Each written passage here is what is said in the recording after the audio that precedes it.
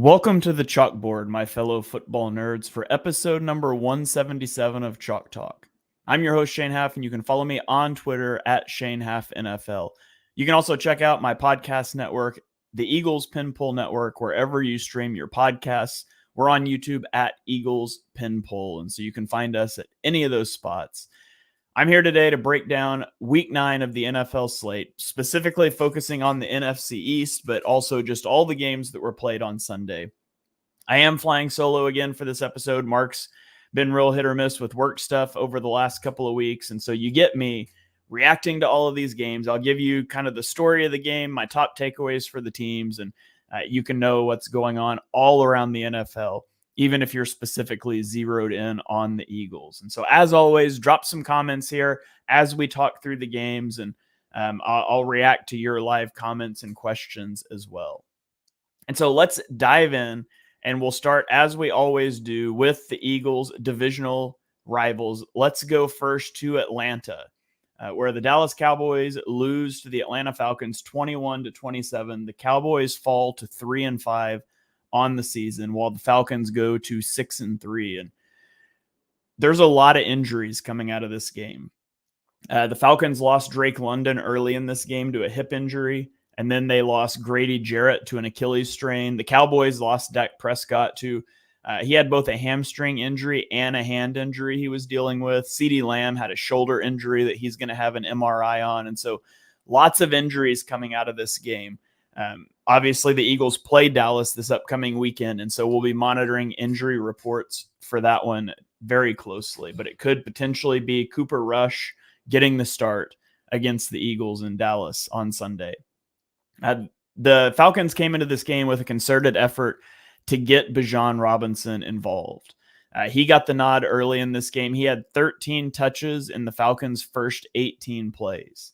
And he ended the day with 26 touches for 145 yards between rushing and receiving.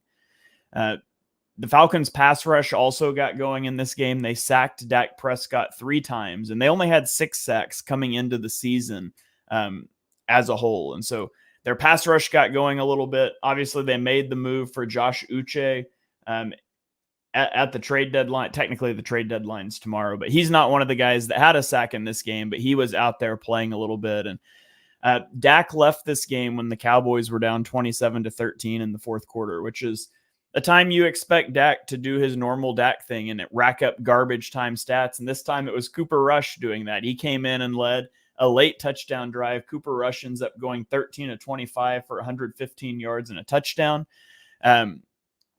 Ultimately, it doesn't matter. The Falcons are able to put this game away, but there was just a lot of inefficiencies for the Cowboys in this game. They were 3 of 13 on third downs. They were 0 of 3 on fourth downs. Mike McCarthy had a boneheaded decision to call a fake punt on his own 38-yard line on 4th and 2 on the opening drive of the second half. They were down 14-10. And I don't have a problem going for it on 4th and 2 at your own 38 if you want to do that. I'm not a big fake punt guy.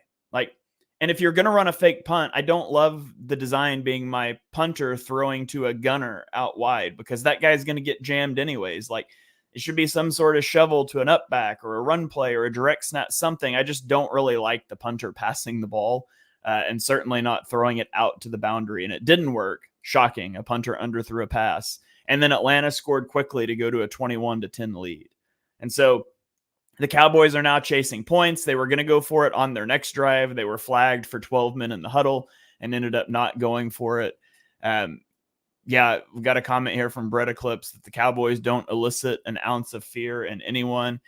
This has been a pretty toothless team so far this year. And, we'll see how the Eagles do next week. But the one positive, I guess, for the Cowboys out of this game is they did have a good rushing attack. That's something they've struggled with. I think they've had 4 or 5 games under 80 rushing yards. And in this game, they had 137 rushing yards on 6.5 yards per carry. Rico Dowdle had 75 yards on 12 carries. CeeDee Lamb had 2 carries for 15 yards. And they had 5 explosive runs, which are runs of 10 or more yards. Also worth noting, the Falcons have a poor run defense, and Grady Jarrett was injured during the game. So I'm not sure that that's Dallas turning a corner so much as catching a favorable matchup, but we'll see if they can build on their rushing attack. They're kind of going to have to if Dak Prescott is going to be out next weekend. One more note on the Falcons side. Falcons linebacker Caden Ellis did set season highs in tackles with 13, in defensive stops, which is a tackle that generates negative EPA for the offense, at 9, and pressures at 5. And he also recorded his first sack of the season. And so the Falcons have clearly grabbed hold of the NFC South, especially with the injuries that the Bucs had mount at wide receiver. And the Cowboys are clearly continuing to fall out of the NFC East. So let's roll on to the Washington Commanders at the New York Giants. And Washington wins this game 27-22. And I just don't think this game was ever really as close as the scoreboard suggests. The Commanders were up 21-7 at halftime. And it really only became a one-score game when the Giants scored with under 3 minutes left. Then the Commanders just ran the rest of the time off the clock. They only got to a third down once on that final drive, and it was all the way down inside the Giants' 5-yard line. So, presumably in a stop situation, they could kick a chip shot field goal to go up by 8. Jaden Daniels was fantastic in this game. 15 of 22 passing for 209 yards and 2 touchdowns. He ran for 35 yards, but he had 0.54 EPA per dropback, which was a 95th percentile QB performance. He was 3 of 3 on deep passes. On the season as a whole, Jaden Daniels has generated 25.5 expected points on deep dropbacks this season, which is the 3rd highest number in the NFL. And so he's continuing to connect on deep balls really well. He's not really making a lot of mistakes. Just playing really good football right now. And the Eagles have a matchup with them looming off of a short week after the Dallas game. And so a lot of divisional matchups coming up. The Giants blitzed Jaden Daniels on 60% of his dropbacks in this game, and they only generated pressure on 20% of the dropbacks. The Commanders had a 53% rushing success rate despite missing Brian Robinson Jr. as they rushed for 149 yards and a touchdown. And so the Commanders' offense is humming. On the Giants side, they came out running the football in this game. In their first 17 plays, they only had 2 dropbacks, and the second dropback was a Daniel Jones fumble. At halftime, Daniel Jones had an incredible stat line. I posted a screenshot on Twitter yesterday, but he was 4 of 6 passing for 0 yards and a touchdown, which is just crazy to think about that.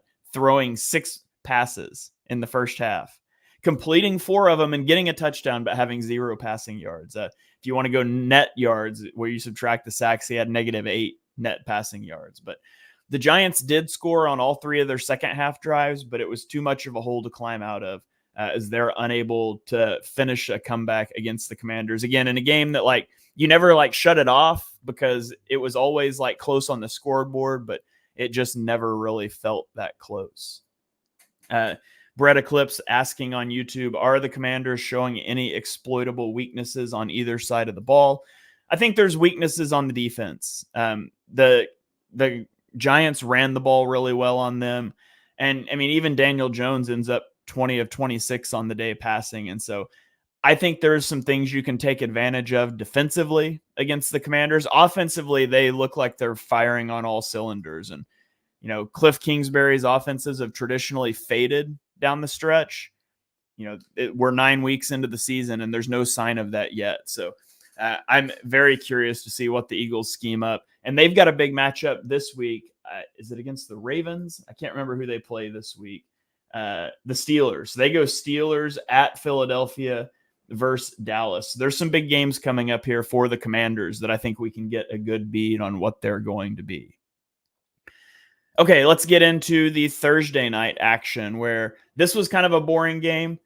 Houston loses to the Jets in New Jersey, 21-13, and Garrett Wilson's catch is the storyline of this game. If you didn't see that since Thursday, go look up the highlight. Early in the fourth quarter, he makes a one-handed cross-body grab, and he gets a foot and a shin in bounds. And I have no idea how that was ruled a catch on replay. They said the shin is down, and so he was in bounds. I don't see how you can separate the shin coming down inbounds and the knee coming down out of bounds, since it's like a straight surface. It's not like your shin is bendy. It's not a straw, right? I don't know how they could say that he was in bounds, but they ruled it that way regardless, even if they hadn't. It was just a fantastic catch. So incredible catch by Garrett Wilson. Other than that, this was a really sloppy game. Aaron Rodgers only had 32 first half passing yards. CJ Stroud was 11 of 30 in this game passing, and he was sacked 8 times. And in the last 3 games, Stroud has an 11 for 30 game and a 10 for 21 game.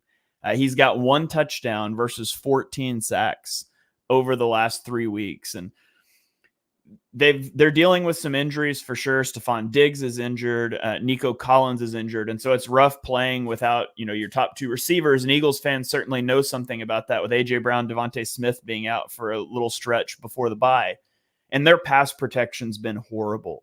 And so I think Stroud is fine.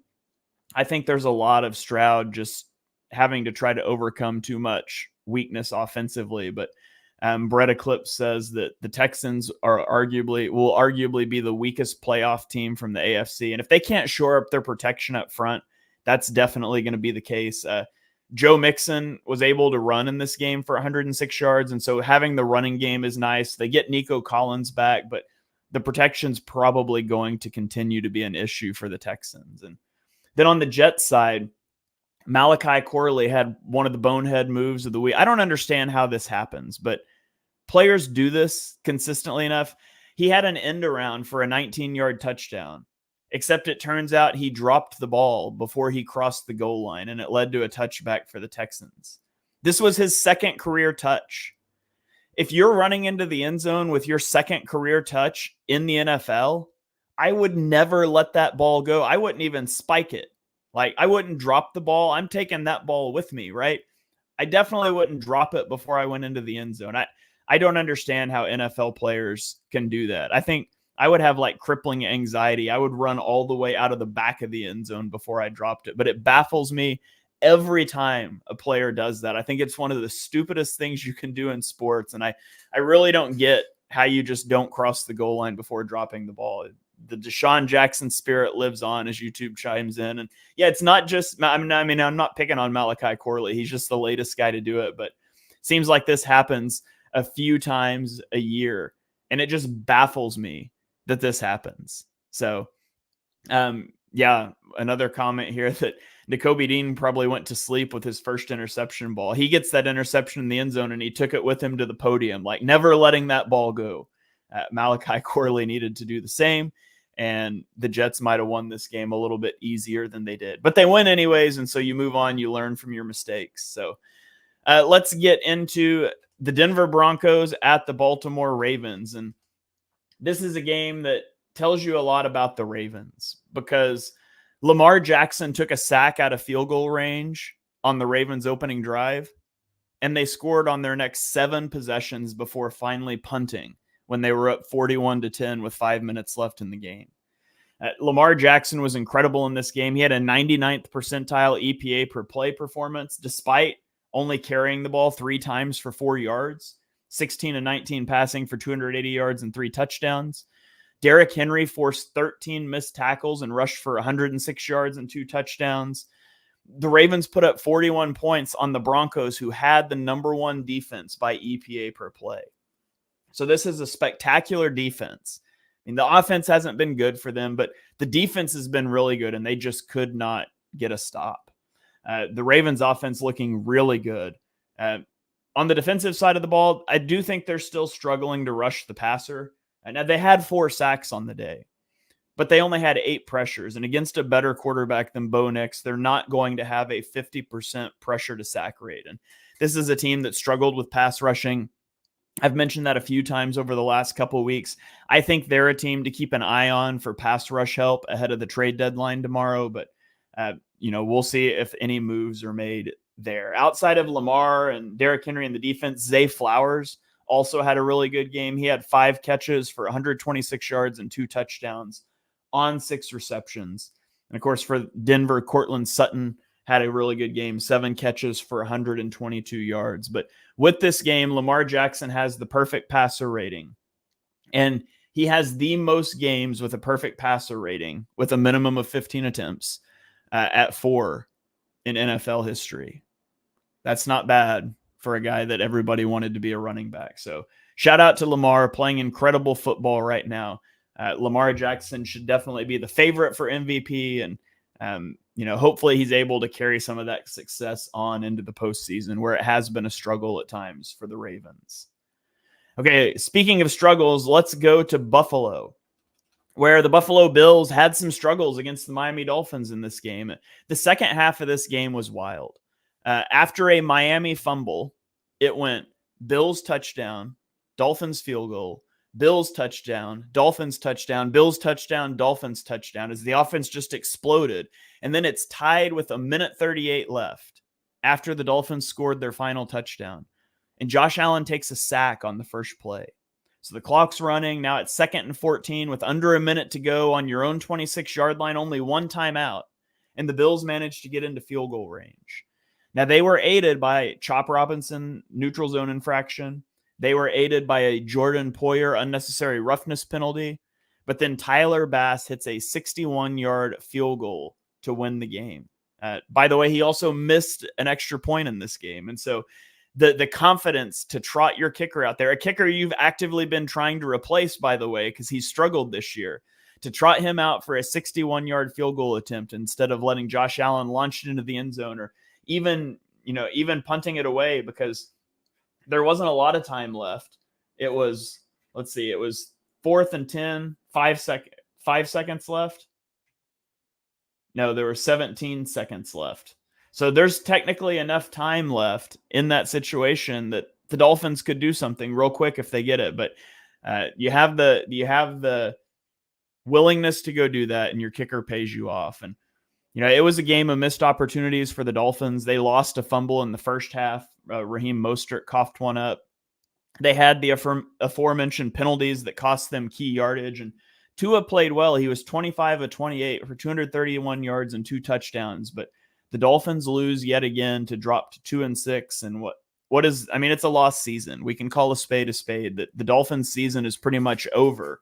And that's got to be disappointing, because I think they had pretty high expectations for themselves before the season kind of derailed with Tua's injury. Josh Allen in this game, it was a strange game for him.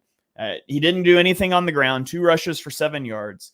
He had an average depth of target of 3.6 yards, which is the lowest of his career. And 81% of the team's passing yards came after the catch. The Dolphins were just determined not to let him beat them deep, and he continued to move the ball and take his checkdowns. And he had a really nice pass on a 4th and goal to Mac Hollins late in the game. And then he had an incredible pass to Quentin Morris in the 4th quarter while under pressure, improvising, that put another touchdown on the board. And so Sean McDermott moves to 15-2 as a head coach of the Buffalo Bills against the Miami Dolphins. Just a totally dominant one-sided divisional matchup over the last 8-9 years. So let's keep rolling here, and let's go to Carolina, where the Carolina Panthers pick up a win 23-22 over the New Orleans Saints. Bryce Young goes 16 of 26 in this game for 171 yards and a touchdown. He did throw an interception, and he took a sack.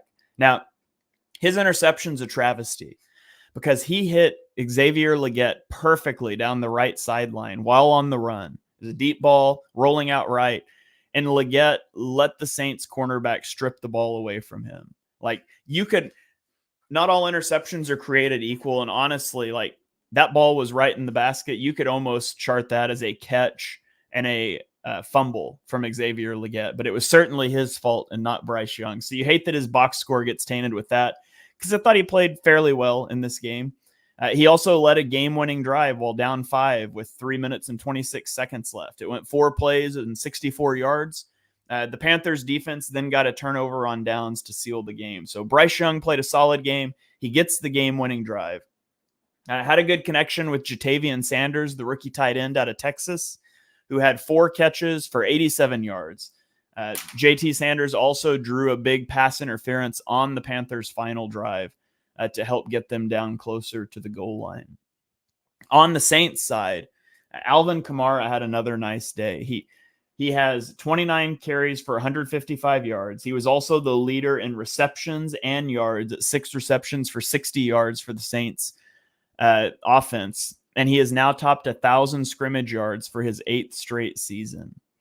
Meanwhile, Derek Carr became the first quarterback in NFL history to lose a start versus 31 NFL teams.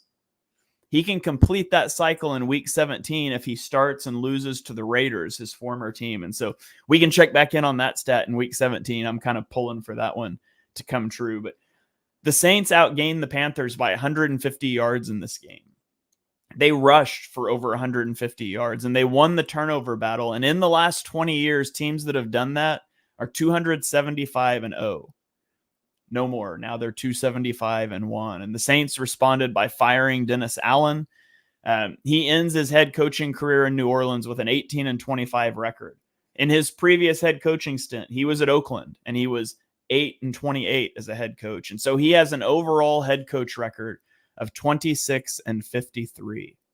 And ironically, the starting quarterback when he was fired in Oakland was Derek Carr. So Derek Carr, the starting quarterback at both places, Dennis Allen, has been fired.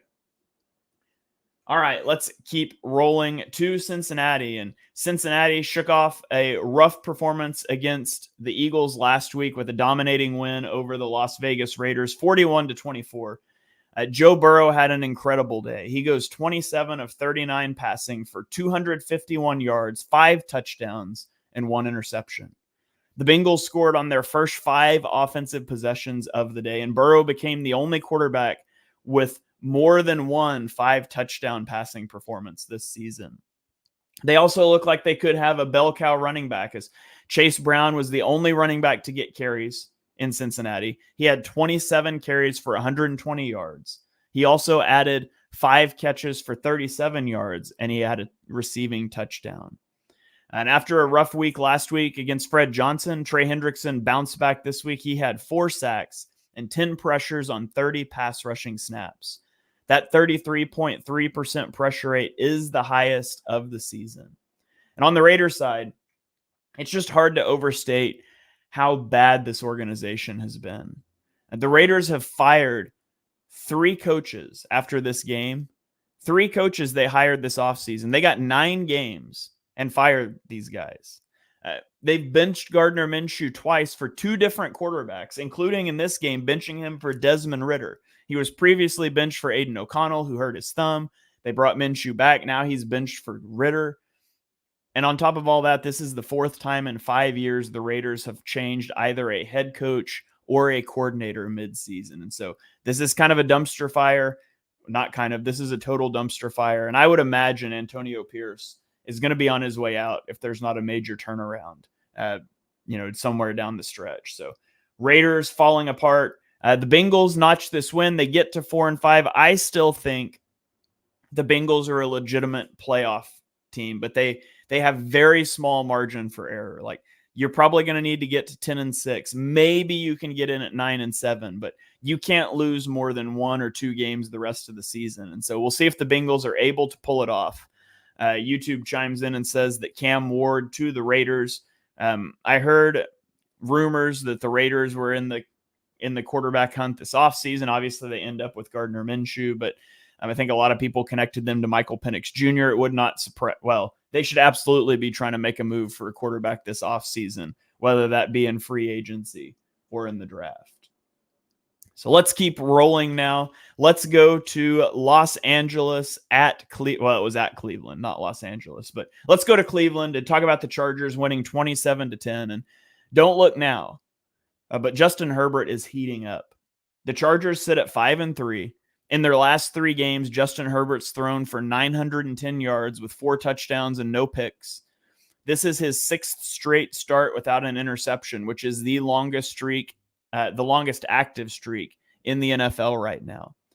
And he connected with Quentin Johnston for 118 yards and a touchdown. He got Ladd McConkey involved, 5 receptions for 64 yards on 7 targets. He was pressured on 53% of his dropbacks, but he was 7 of 11 against pressure. Overall, just played a really solid game for again, the third game in a row. And so the Chargers are starting to surge a little bit. Obviously, they're not going to catch the Chiefs, but this is a team that I think you're going to see in the playoffs in one of those wild card spots, especially if the defense continues to play at such a high level. And Jameis Winston in the most Jameis Winston way possible. After the 300-yard performance last week, this week he tosses 3 interceptions. He takes 6 sacks. This is just the Jameis Winston career arc. Some games he will just dominate for you. Some games he's going to lose for you, but that's nothing new because Deshaun Watson lost pretty much every game for the Browns. And so I think you'll take the good. You got to live with the bad. The Browns definitely need a quarterback as well. There's a lot of teams that need a quarterback. And yeah, Jameis Winston, it's just flip a coin. You know, which Jameis Winston are you going to get today? And this week it was the bad one. Okay, let's keep rolling here. We're going to go to Tennessee. New England falls to Tennessee 17-10 in overtime. And honestly, I don't really find anything interesting about this game.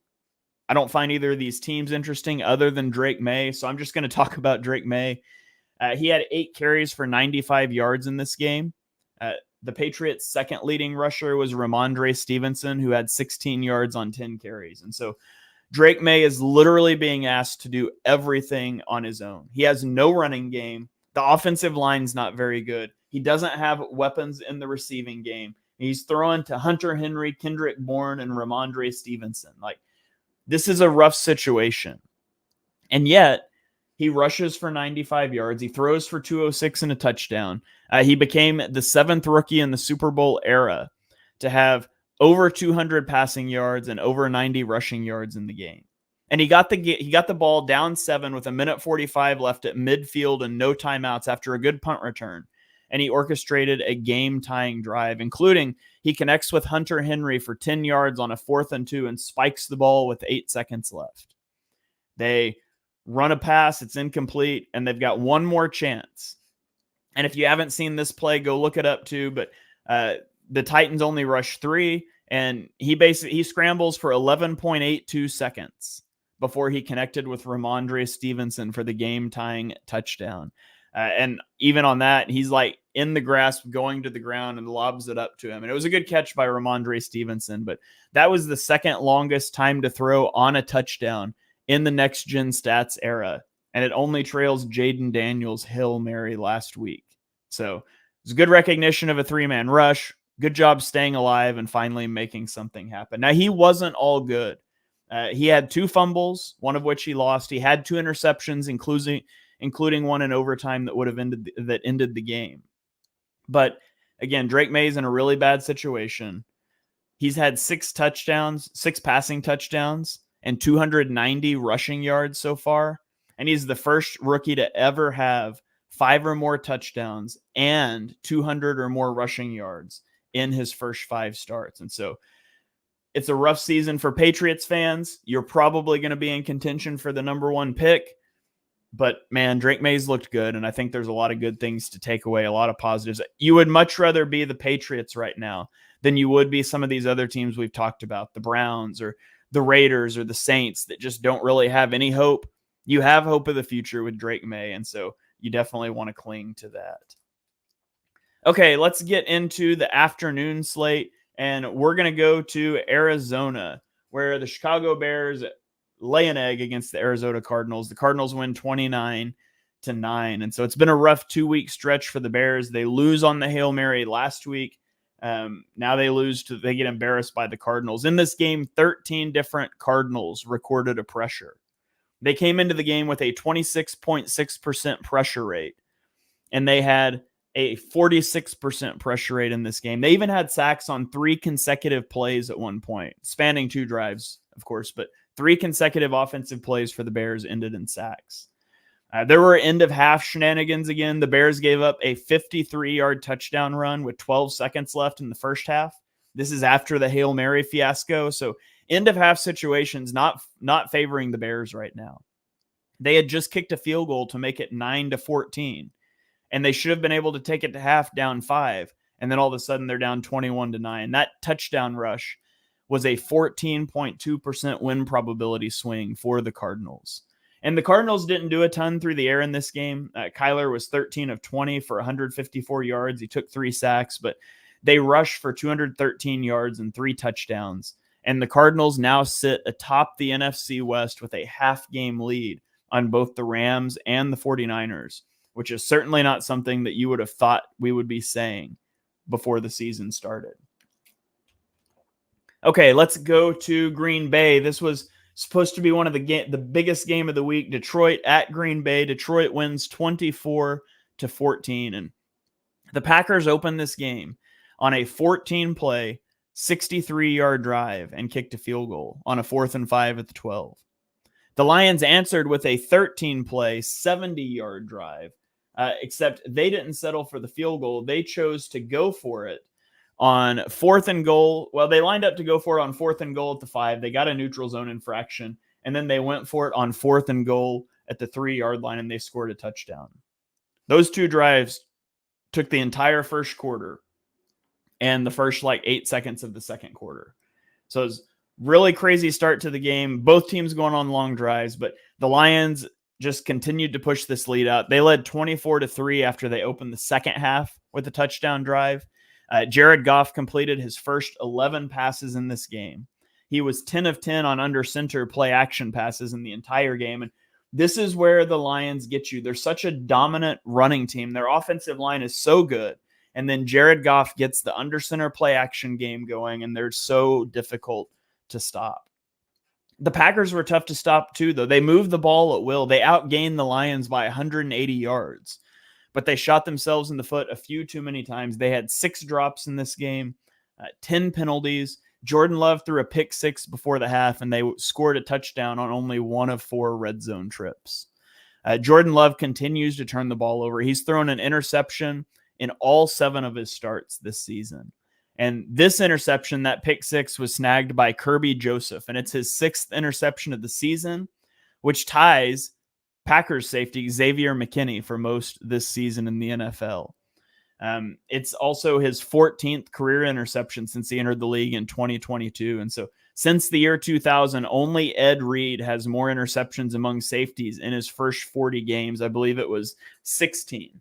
And so Kirby Joseph off to a ball hawking start to his career as the Lions go to 7-1 for the first time since 1956. And they establish, a 2-game lead over their division now with this victory over the Packers.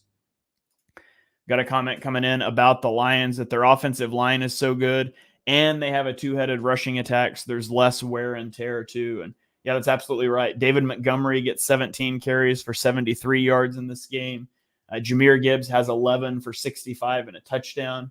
They get these guys involved in the passing game too. Montgomery had 3 catches. Jahmyr Gibbs had 1. And so it's a tough team. They're going to be a tough out. I think eventually you sell out to stop the run if you're trying to beat the Lions, because if you can mitigate the threat of the play action, you can force Jared Goff into traditional drop back passing.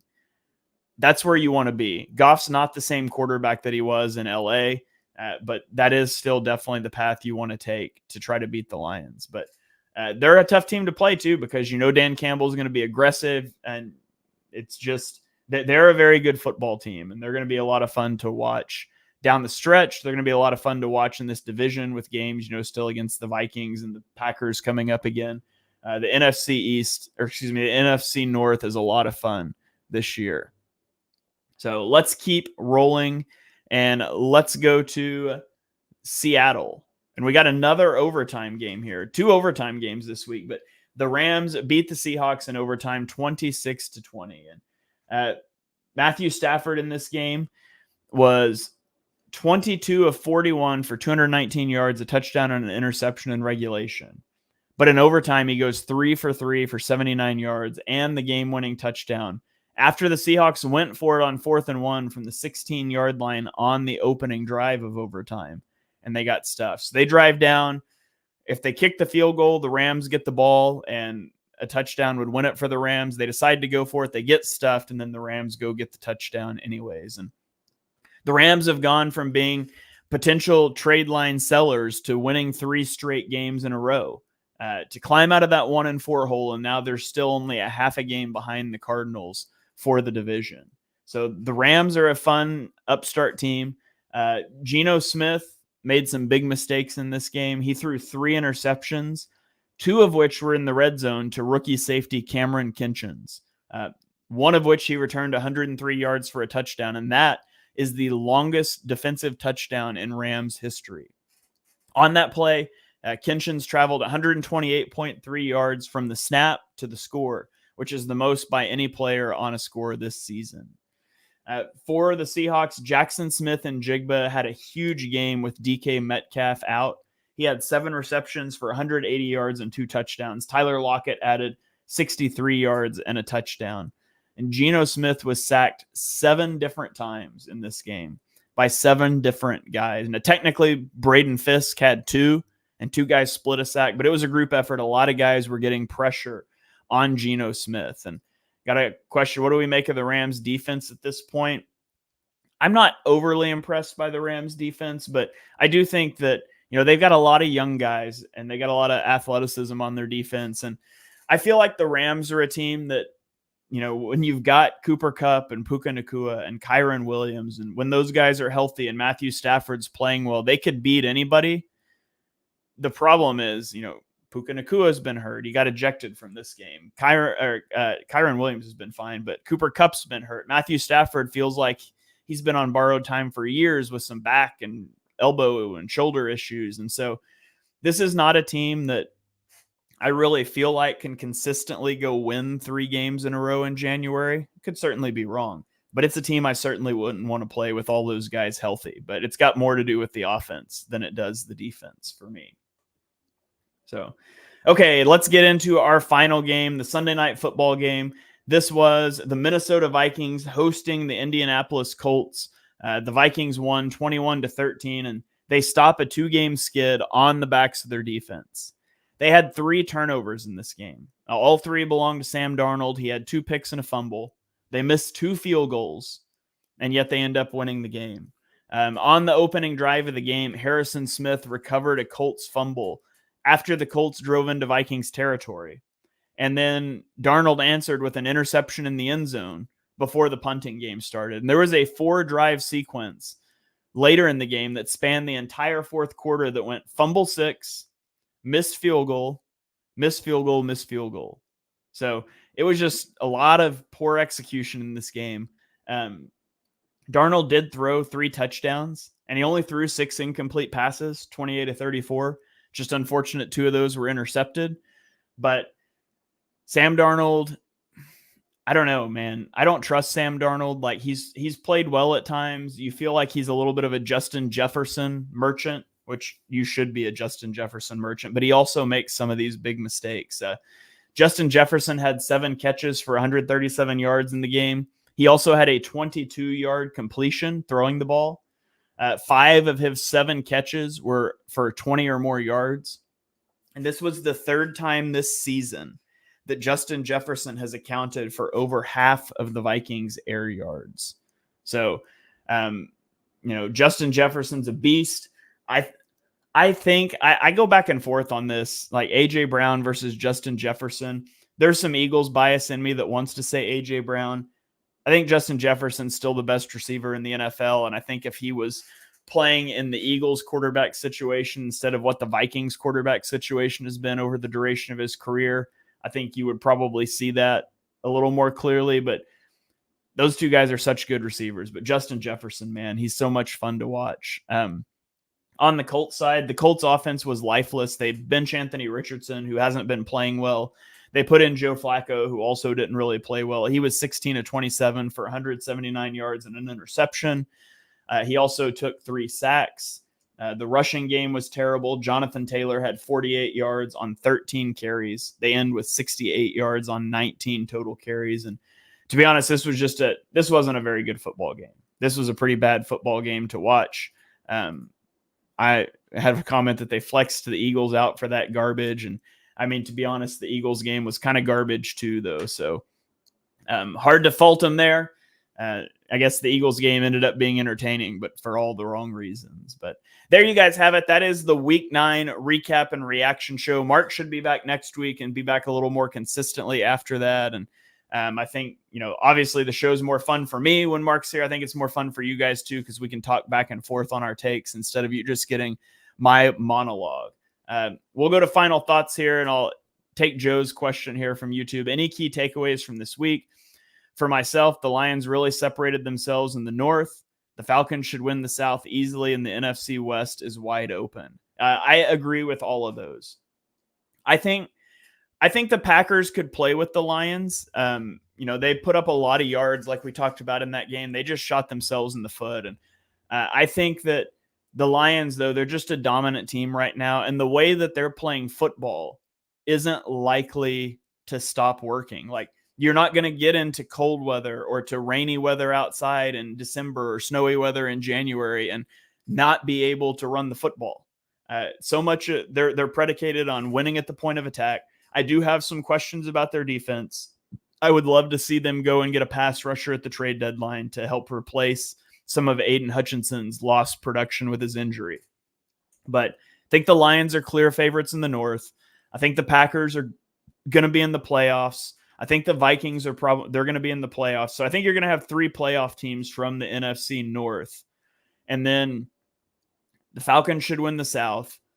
The West is wide open. I don't know what my take is on. I keep telling myself that like the 49ers are going to be okay. They're going to get healthy. They're going to go on a run, and they continue to not get healthy and not go on a run. So maybe they come out of the bye week and they're able to get healthy and get Christian McCaffrey back. If that happens, I think I would still take them as favorites.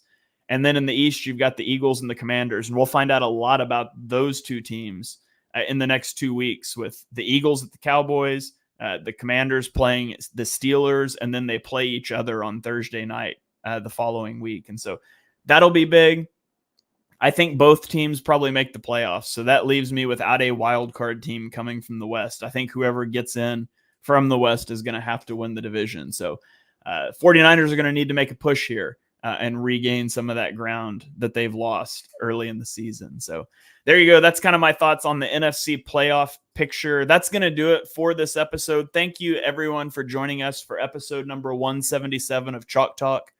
If you enjoy what you heard on the show, be sure you smash that subscribe button, turn on notifications so you don't miss our next episode. You can drop us a 5-star rating and review wherever you stream your podcasts.